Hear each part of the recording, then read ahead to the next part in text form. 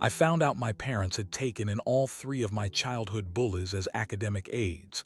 Not one, all three. The same three people who put me in the hospital when I was 14. I asked them to transfer the aides to a different mentor. We fought and they reported it, got me expelled. But the roots were deeper than they seemed on the surface. I don't even know why I'm posting this here. I think it's because if I don't put it somewhere outside my own head, I'm going to lose my mind, and Uncle Roy keeps telling me to breathe. And my lawyer keeps telling me not to discuss the case publicly. And my coach keeps texting to check in. And all of it is making the walls of my bedroom feel closer than they were yesterday. So Reddit, here it is. I'm 17 years old. I have a full athletic scholarship to a Division I university, or I did, until 11 days ago when my school expelled me on the basis of evidence that I am increasingly certain was fabricated. My parents testified against me. The scholarship is suspended pending the outcome of the school's investigation. I'm going to start from the beginning because the beginning matters. My parents were both hardcore academics. My father teaches literature at the same high school I attended. My mother is in the school's administrative faculty, curriculum development. Both of them have graduate degrees hanging in the hallway. Both of them have specific opinions about what a good life looks like, and those opinions are structured around scholarship and intellectual achievement, and the specific prestige of being known as serious people. I am their son, and I am not serious in the way they understand serious. I'm not stupid. I want to say that because it matters, and because the narrative my parents have always slightly implied, never stated, never quite said out loud, but implied in the way that academic parents imply things, is that I didn't apply myself. That my differentness was a choice rather than a nature. That if I'd tried harder to be interested in the things they were interested in, we'd have gotten along better. I tried, for years I tried. What I am is physical. I think in my body rather than in my head. I process the world through movement rather than language. I always have. I was the kid who couldn't sit still, who learned things by doing them, who retained information better if I was moving while someone explained it. My parents found this difficult to understand and eventually difficult to accept. The gap between us, between who I am and who they needed me to be, was always there. What happened over the last 3 weeks didn't create it. It just revealed what was inside it. Let me give you some more context. Middle school was bad. I was lean back then. Pale, small for my age, the specific physical type that identifies itself to certain people as an available target. 3 kids in my grade identified me this way when I was 12. I'll use their real first names because I'm past the point of protecting them: Tyler, Marcus, and Dale. What they did to me over 2 years I'm not going to detail completely because I don't have the energy, and because the shape of it is probably familiar enough that it doesn't need itemizing. It was sustained, and it was specific, and it included the particular cruelty of people who know exactly which points to press because they've been watching you long enough to map them. I was hospitalized once. A fall that wasn't entirely a fall, from a height that required some assistance getting to. The school investigated and concluded it was an accident, and my parents believed the school. I decided to stop waiting for anyone to solve it. I found swimming.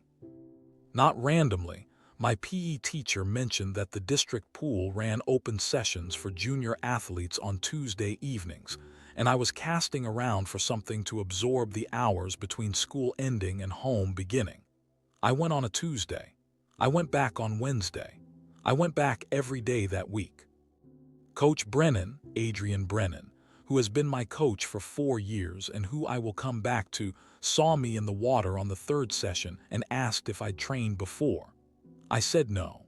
He said I should come back Saturday for a proper evaluation. I came back Saturday.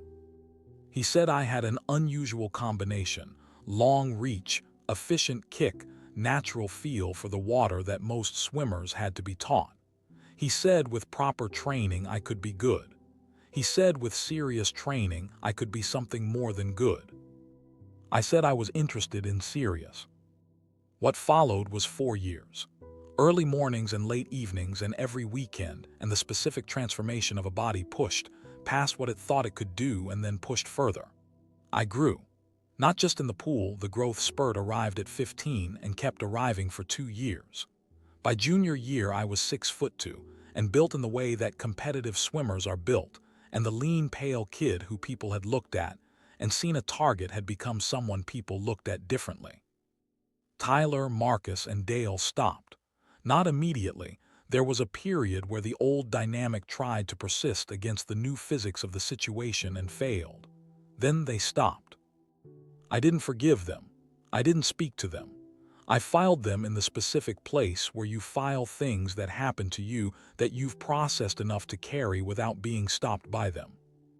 I thought that was where they'd stay.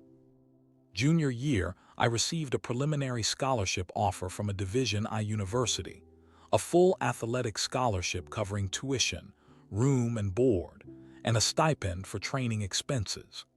The university's swim program had produced 3 Olympic qualifiers in the past decade. Coach Brennan had been in contact with their head coach for 2 years building toward this moment.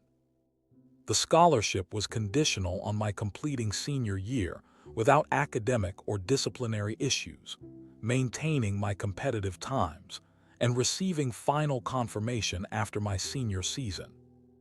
I want to be specific about what this scholarship meant, because I think the specificity matters for understanding everything that came after. My parents' academic salaries are comfortable but not substantial.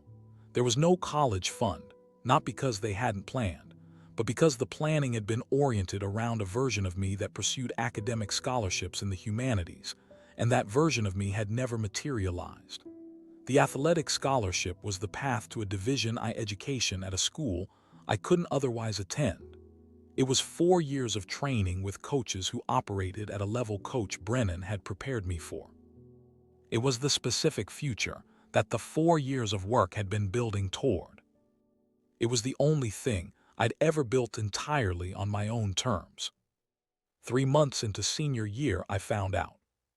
Not from my parents, from a classmate who mentioned it casually, the way people mention things they assume you already know. She said something about Tyler Marsh being in your mom's aid program now. I said something neutral and went home and looked up the school's aid program. The program was legitimate and well-regarded.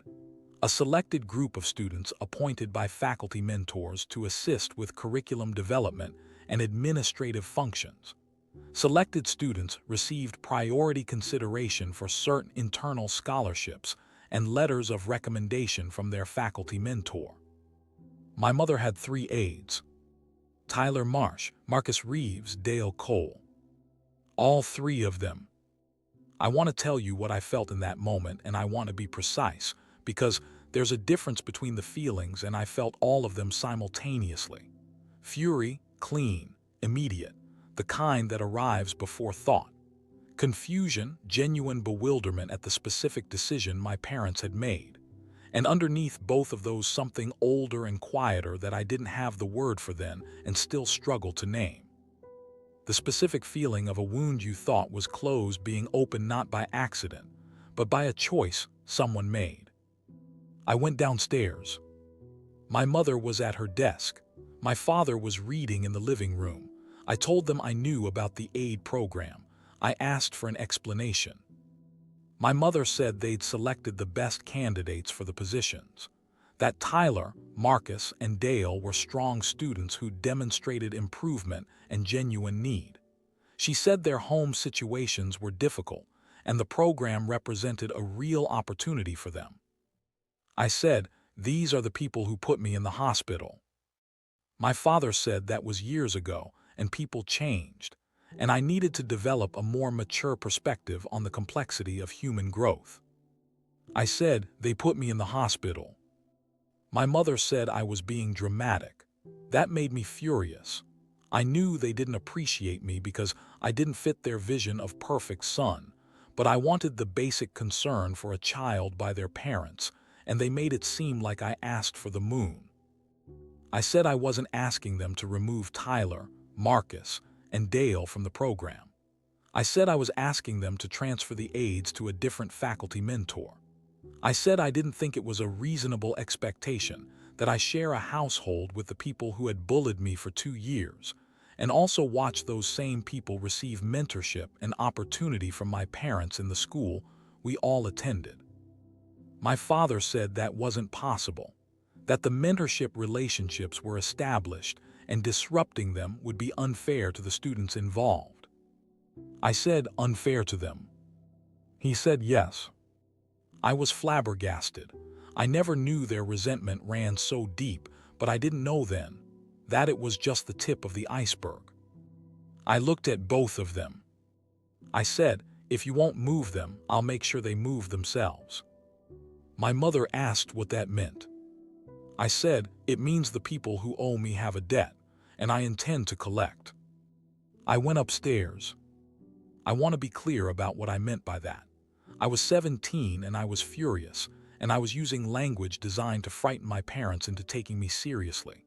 I had no plan. I had no specific action in mind. I was a hurt kid reaching for the most powerful words available to him because the reasonable request had been dismissed, and I needed them to understand I wasn't going to quietly absorb this the way I'd quietly absorbed other things. They understood it differently. The family dynamics over the following weeks were the specific texture of a household where something has broken and nobody is numbing it. My mother and I exchanged functional communication, logistics, meals, schedules, stripped of everything else. My father deployed the academics' preferred conflict avoidance mechanism, which was to treat me as a problem that would resolve itself given sufficient time and distance. At dinner, the conversation moved around the subject of Tyler, Marcus, and Dale, the way conversation moves around a piece of furniture that has been moved to the wrong position, but that nobody wants to be the one to move back. I ate, I trained, I went to school, I avoided the hallways where I knew they'd be. My mother, I later found out, vented to her colleague about me. I didn't know this at the time. I know it now because the investigation found it. What I know is that my mother had a close colleague named Patricia Wendell who occupied the desk next to hers in the curriculum development office. My mother trusted Patricia. My mother was, as I have described, someone who processed stress through conversation. She talked to Patricia about the situation at home, about my threat, about the dynamic with the aides, about her frustration with me. Patricia's desk was next to my mother's. Dale Cole's mother also worked in the school's administrative wing. Dale had a habit of stopping by his mother's office after school. The administrative wing was open plan. The district audit was routine. Annual academic integrity review, grade verification, assessment cross-referencing, standard procedure. It had happened every year for as long as the school had existed, and it had never produced anything significant. This year it found discrepancies, specifically in the grades of Tyler Marsh, Marcus Reeves, and Dale Cole across 2 marking periods, scores that didn't correspond to assessed performance, upward adjustments that had been entered into the system and that didn't match the physical assessment records held by their classroom teachers. The school's academic integrity office opened an investigation. I found out I was a suspect from Coach Brennan. He called me before school on a Thursday morning. He said he'd heard something and I needed to be prepared. He said the school was going to want to talk to me. He said I should call my parents immediately. I said my parents already know. He was quiet for a moment. Then he said, "Call me after the meeting. Whatever happens, call me." The meeting was in the principal's office that afternoon. Dr. Elaine Forsyth, principal, Margaret Holt, academic integrity officer, my parents, present in their faculty capacity. They showed me the discrepancy report. They showed me a logged entry from 2 weeks prior, showing a grade adjustment made from a terminal in the school's computer lab during a period when I had a free period and could have been in the lab. They showed me a screenshot of a message sent from an anonymous account to an anonymous recipient that contained language similar to the threat I'd made to my parents. Dr. Forsyth said they'd received a report suggesting I might have accessed the grade system to tamper with the aide's records as retaliation. I said I hadn't done that. Dr. Forsyth said the evidence suggested otherwise. I looked at my parents. My mother was looking at the table. My father said the threat he made was concerning. We felt we had an obligation to report it. I want you all to just sit with that. Someone did a wrong job and my parents took something I said to hurt them, twisted, and reframed it into something threatening and reported it. They knew what it would do to me and still they did it anyway. I want to tell you what the silence after that sentence was like. It was the specific silence of understanding something you can't understand, of a door closing, of a particular version of the world you'd been living in, the version where your parents, whatever their failings, were fundamentally on your side, being replaced by the version that was actually true. They had reported my threat. They had given the school the ammunition for this. I said nothing, because there was nothing to say, because my brain couldn't process the absurdity of the allegation, and the school, where I have been for more than years, all those overqualified people sat there, took the words of a 17 years old and decided it was plausible enough. Dr. Forsyth said pending investigation, they were suspending my enrollment, that the suspension could become expulsion depending on findings, that my scholarship status would be communicated to the university. I said, I want a lawyer present before I answer any more questions. Dr. Forsyth said I was welcome to have representation. I stood up. I left the room. I walked to the parking lot. I sat on the curb next to the spot where Coach Brennan parked his truck and I called Uncle Roy. Uncle Roy is my father's younger brother. He's a paralegal at a civil litigation firm in the city, has been for 15 years. He and my father have a relationship that is cordial at distance and strained in proximity, and he has always been the family member who treated me like a person rather than a category. He picked up on the second ring. I told him everything, not calmly. I want to be honest about that. I told him in the way you tell someone something when the telling is partly about getting it outside yourself before it collapses you. He listened without interrupting until I was done. Then he said, "Don't talk to anyone at that school without me present. Don't talk to your parents about the case. Don't post anything. I'm going to make some calls." I said, "They testified against me, Roy." He said, "I know." I said, "My own parents." He said, "I know, we're going to deal with it. Can you get through tonight?" I said I could get through tonight. He said, "Then get through tonight. Everything else starts tomorrow." That night I lay in my bed in my parents' house, and I did something I want to describe accurately because I think it's important. I made peace with it. Not with what they'd done, not with the situation, with them, with who they actually were as distinct from who I'd needed them to be. I'd spent 17 years carrying the gap between those two things and hoping the gap would close. The gap had just shown me its actual dimensions and I understood, lying there in the dark, that it was never going to close. They were who they were. I was going to deal with that now. Something shifted in me that night. I don't know what to call it exactly. The best I can describe it is that the part of me that had been hopping stopped, and what replaced the hopping wasn't grief. It was something colder and more functional, a specific clarity. I was 17 years old and I had a scholarship that was suspended and parents who had testified against me and an expulsion hearing coming. I was going to need to be very clear-headed about all of it. I went to sleep. Uncle Roy arrived the following morning with a name. Daniel Woods, civil litigation attorney, 8 years specializing in education law and defamation. Roy had worked with him on 3 cases and described him as someone who was very good at finding the thing that other people missed. Woods met us at Roy's apartment. He was methodical and unhurried in a way that I found immediately steadying. He asked me to tell him everything from the beginning, and he took notes in a specific shorthand I couldn't read and asked questions at precise intervals. When I finished, he said, "Tell me about the computer lab, your free period.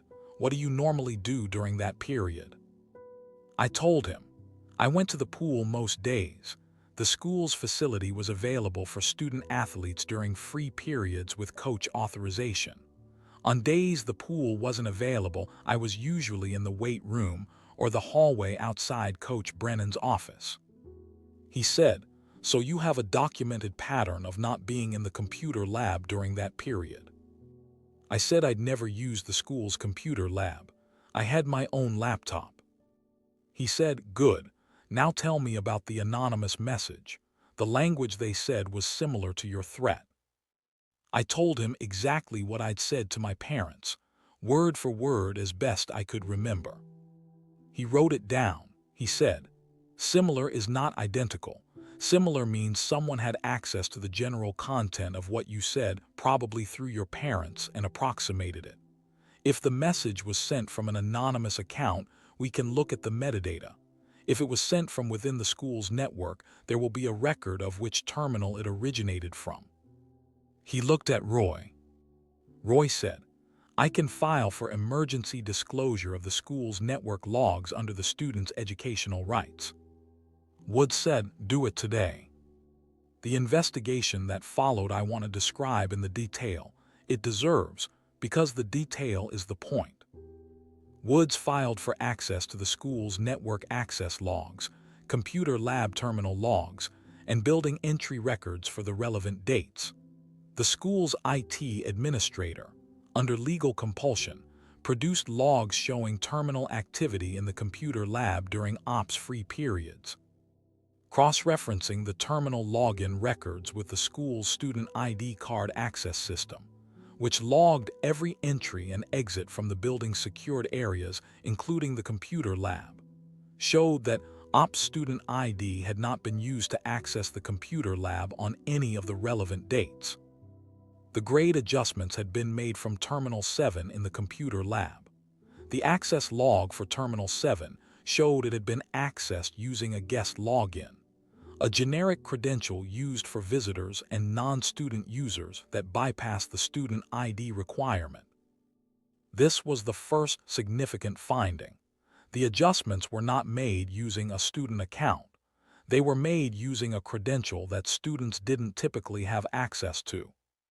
Woods retained a forensic consultant, a woman named Sandra Key, who had 15 years of experience in digital forensics and had testified in 17 court cases. Key examined the terminal logs and identified something the school's internal investigation had missed. The guest login credential used to access Terminal 7 had been created 11 days before the grade adjustments were made. It had been used exactly 3 times, twice in the week before the adjustments, and once on the day of the adjustments. All 3 uses were during periods when the computer lab had low occupancy based on the room booking system. The creation of a guest credential required administrative access to the school's network management system. Administrative access was held by a limited group: the school's IT administrator, the principal's office, and the records and registration department. This narrowed the field significantly.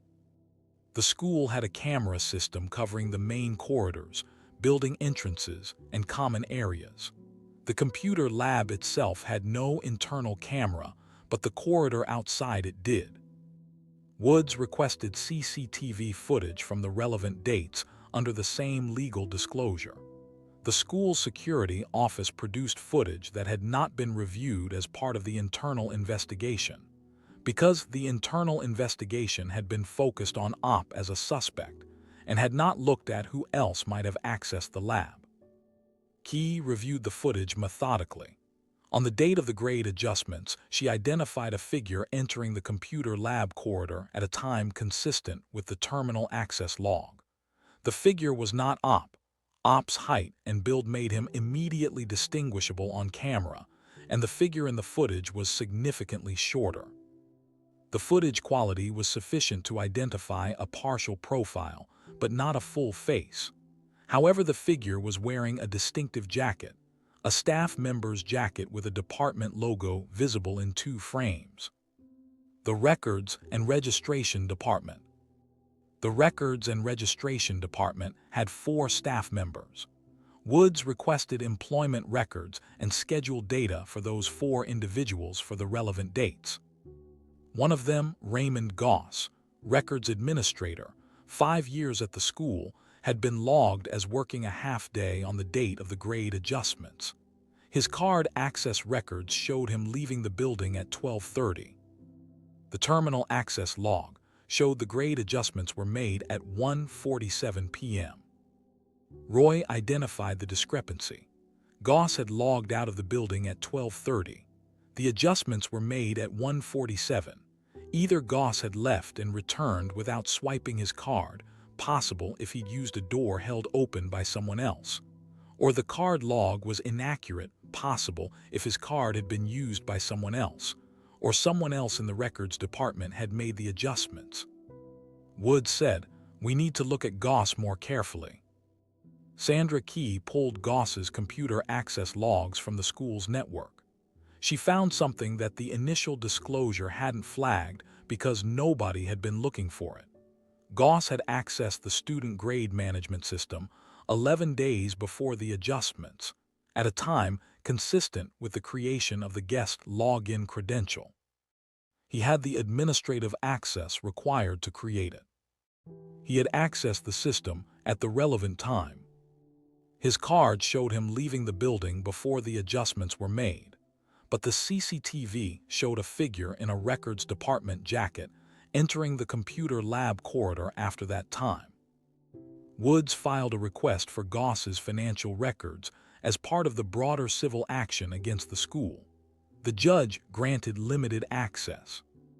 What Key found in the financial records was a series of cash deposits to Goss's personal account across the 4 weeks preceding the grade adjustments. Not large individually, collectively significant, deposited in amounts below the reporting threshold, a pattern consistent with deliberate structuring. The deposits had started 3 days after Dale Cole had stopped by the administrative wing after school. Woods presented the findings to the school board in a formal meeting attended by Roy, Coach Brennan, and myself. The school board's attorney looked at the evidence package, the terminal logs, the CCTV footage, the card access records, the financial data, Key's forensic report, and said nothing for a long time. Then she said she'd need to consult with her clients.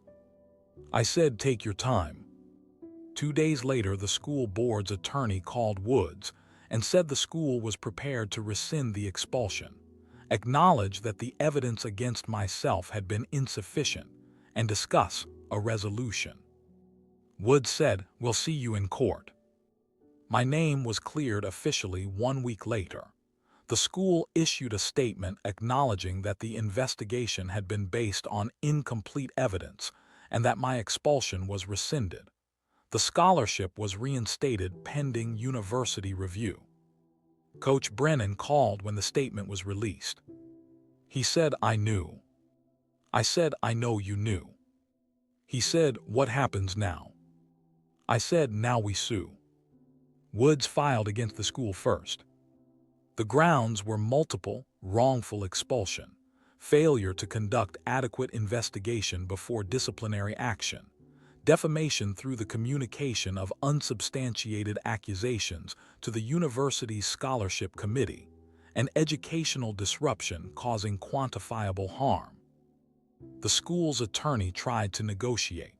Woods let them negotiate up to a number that reflected what the case was worth, and then filed anyway when they came in under it. The settlement took 6 weeks. The amount was confidential under the terms of the agreement, but I'll tell you that it was enough to make the university's scholarship committee look differently at the situation when Woods sent them a copy of the settlement document. The scholarship was fully reinstated, all conditions met, no disciplinary notation on my record. Then Woods filed against my parents. The defamation case against my parents was the one that people had opinions about. The grounds were specific. My parents had provided testimony to the school's investigation, characterizing my threat as evidence of intent to harm, without disclosing that the threat was made in a private family argument, and without any factual basis for believing I had acted on it. They had provided this testimony, knowing it would be used to support a disciplinary action against me. The testimony was a material factor in the decision to suspend my enrollment. My mother called me when the papers were served. She was crying. She said I was destroying the family. She said I was breaking her heart. She said she was my mother and she loved me and she couldn't understand how I could do this to them. I listened to all of it. Then I said, "You testified against me in a disciplinary hearing without evidence. That testimony cost me my scholarship for 6 weeks and my enrollment and my reputation at that school. I didn't do this to you. You did this to you." She said, "We made a mistake. We were scared." I said, "I know. Woods will be in touch." Extended family called. Aunts, uncles, my grandparents on my mother's side, all of them with variations of the same message, that I was being cruel, that families made mistakes, that taking your own parents to court was an act of irreversible damage that I would regret. I listened to all of them too and dealt with them. Roy was the only one who didn't call with an opinion.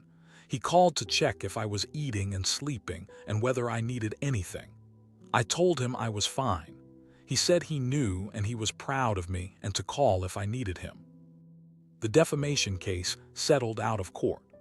My parents' attorney advised them that the evidence of what their testimony had produced, combined with the school's own settlement acknowledgement that the case against me had been inadequate, made contesting the claim inadvisable. The settlement was smaller than the school's, but it was real and it was documented and it was theirs. I moved out the day the settlement was confirmed. Not dramatically, I packed what I needed. Roy had arranged a room at his apartment in the city. I put my bags in my car, walked through the house once and left. My mother was in the kitchen. She looked at me as I walked past.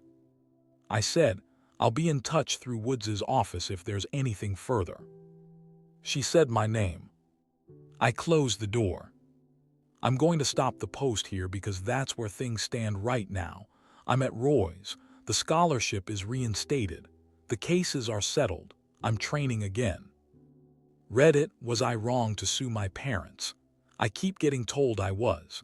I keep being told by people who weren't in that room, who didn't sit across from Dr. Forsyth while my parents' testimony was being used to expel me, that I went too far. I don't think I went too far.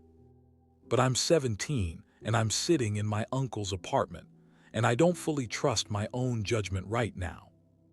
Tell me what you think. Update. I wasn't going to post again. It's been 8 months and I was rebuilding, training. Senior year at a new school, Roy pulled some strings, got me enrolled at a district school near his apartment for the final semester. I was swimming well. The university's coaching staff had been in positive contact. I was starting to feel like the ground was solid again. Then Woods called. He said, "There's more, you should come in." I want to explain why the investigation continued after the school settlement, because I think people assume these things end when the legal case closes, and they don't always. The school settlement included a provision for internal review of the grade manipulation, meaning the school had an obligation to identify who had actually done it and pursue appropriate action. This review was conducted by an independent investigator retained by the school's insurance company, a former state investigator named Howard Briggs, who had spent 20 years in white-collar crime investigation before going private.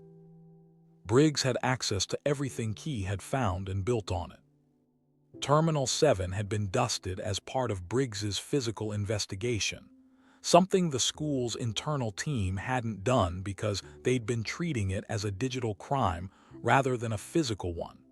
The dusting produced prints. Goss's prints were on the keyboard.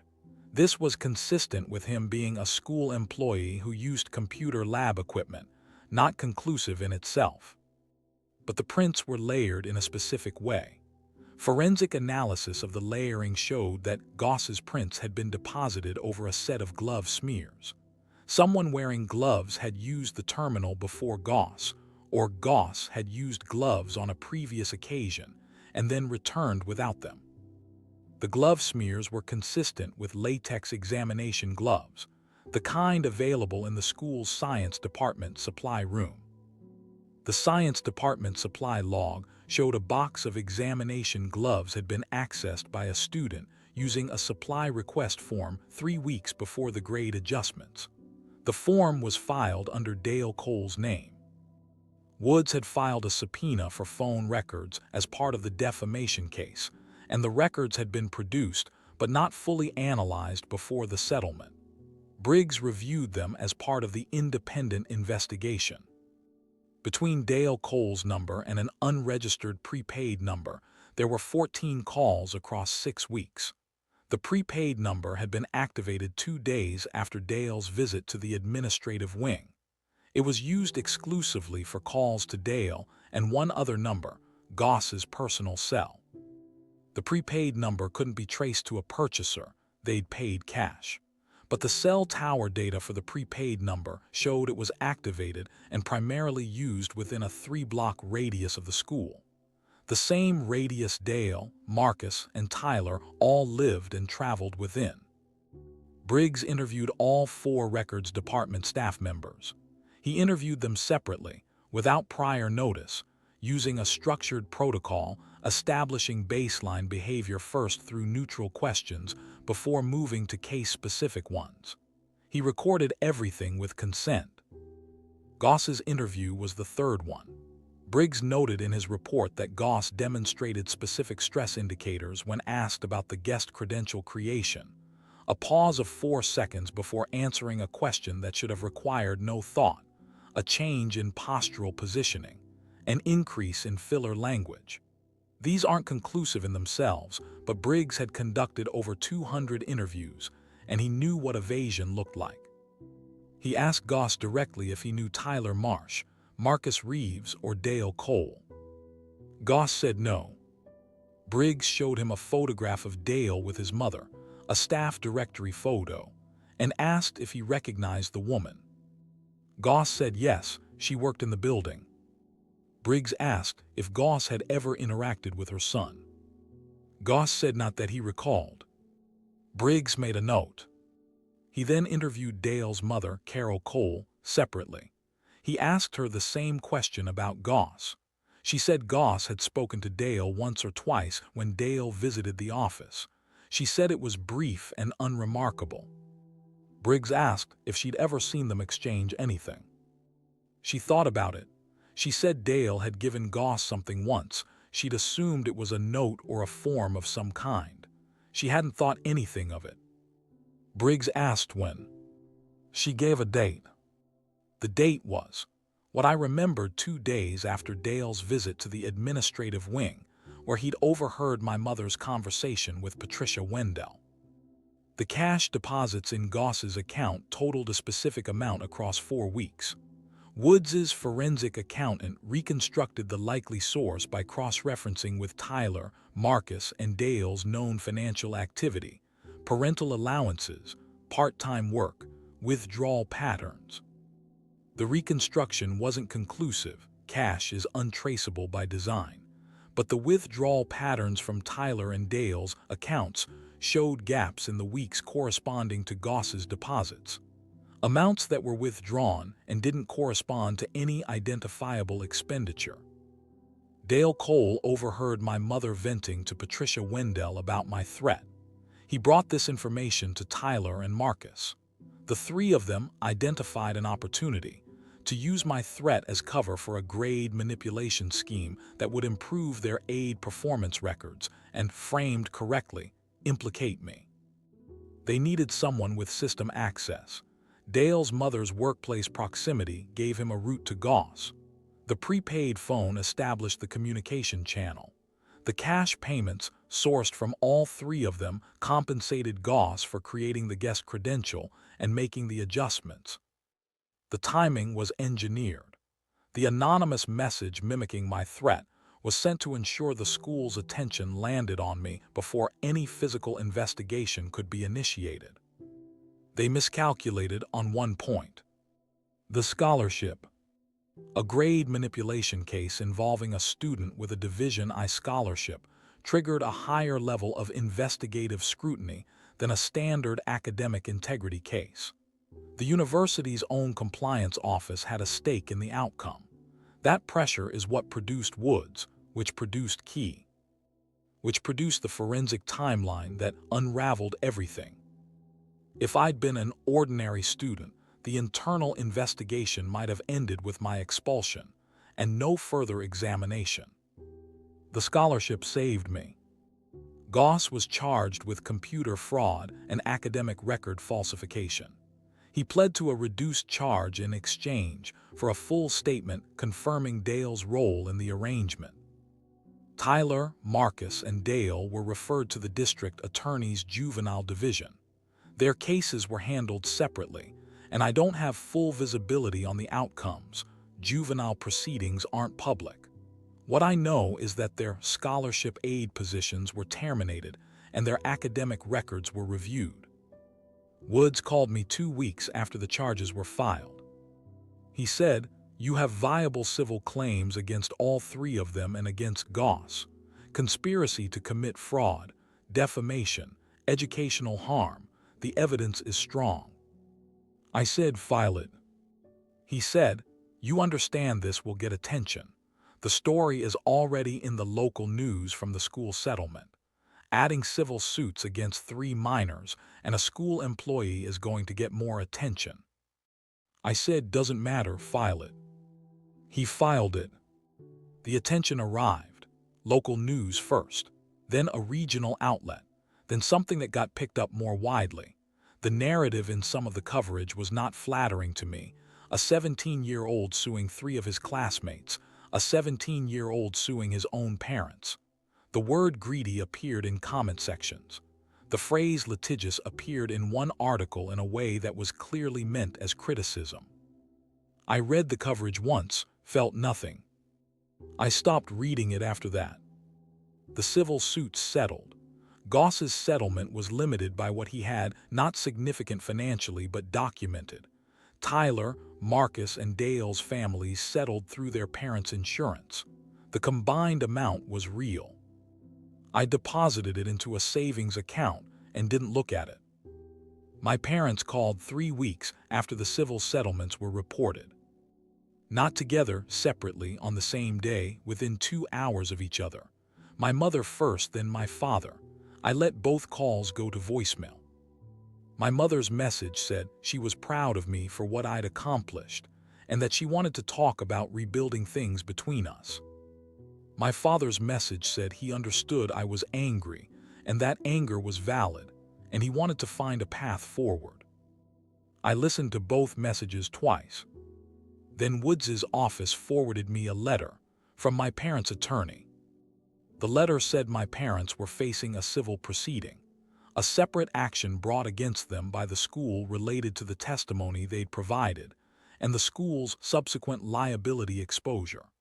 Their attorney had advised them that a character statement from me attesting to their general integrity and their role as my parents could be beneficial to their defense. They were asking me to testify for them. This explained the sudden interest of rebuilding. I sat with that for a long time. It killed the remaining speck of expectations I held onto for a long time, that they would realize their wrongdoings and reach out someday. I left that door a little open. It shut, not the rest of the way shut. It opened wide and shut with the specific bang which explained the future it held. I called Woods. He said, "You're under no obligation." I said, "I know," still wanted to make sure. I called Roy. He said, "What do you want to do?" I said, "I want to go to the university early, see if I can get access to the pool before the program starts." He said, "I'll make some calls." I called my parents back, both of them, my mother first. She answered immediately. I said, I got your message, and I got the letter from your attorney. She said yes. I said, the answer is no. She said, we're your parents. I said, I know, and I was your son. She said, we made mistakes, we're trying. I said, I know that too, and I know what you are trying, it doesn't concern me anymore. She said, then why? I said, because being your parents doesn't mean I owe you testimony in a proceeding that exists because of choices you made. You testified against me when it cost you nothing and helped someone else. I'm declining to testify for you when it costs me nothing and helps you. That's symmetrical. She didn't say anything. I said, don't call me, don't text me, don't show up. I mean that. I ended the call. My father's call went the same way in fewer words. I packed what remained at Roy's into my car. Roy stood in the doorway of his apartment and looked at me the way adults look at you when they don't want to say the emotional thing out loud. I said, thank you. He said, you didn't need much. I said, I needed one person. He said, you had one. I drove to the university. I don't know what happens next in the way that 17-year-olds don't know what happens next. I know I have a pool and a scholarship and a coaching staff that evaluated me on what I could do in the water and found it sufficient. I know I have Roy's number and Coach Brennan's number and Woods's number. I know that the people who were supposed to be in my corner weren't, and that I found out the hard way, and that I'm still here. I know that the lean, pale kid who found the water when he had nowhere else to go built something in it that 3 people and 1 records administrator and 2 academic parents couldn't take away. They tried. The water held. That's enough for now. Hey, my dear listeners, this is Talks from the Net. I am grateful for your time and listening till the end. If you enjoyed my content, then please like the video and subscribe to my channel. You can also find me on Instagram, Facebook, and Spotify too.